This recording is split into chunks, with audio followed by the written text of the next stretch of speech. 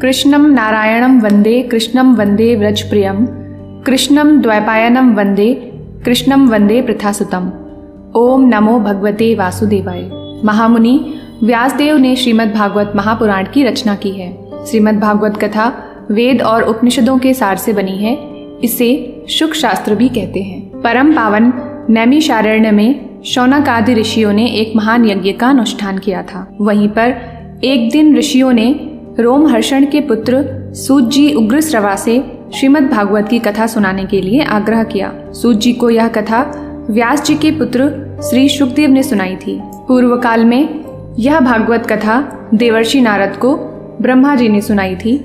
बाद में सप्ताह श्रवण की विधि के साथ सनकादि ऋषियों ने पुनः यह कथा नारद जी को सुनाई। श्री शुकदेव ने भगवान श्री कृष्ण के स्वधाम गमन के बाद कलयुग के लगभग 30 वर्ष बीत जाने पर भाद्रपद मास की शुक्ला नवमी को यह कथा परीक्षित को सुनाई थी। तत्पश्चात कलयुग के 200 वर्ष बीत जाने पर आषाढ़ मास की शुक्ला नवमी को गोकर्ण जी ने धुंधुकारी को यह कथा सुनाई।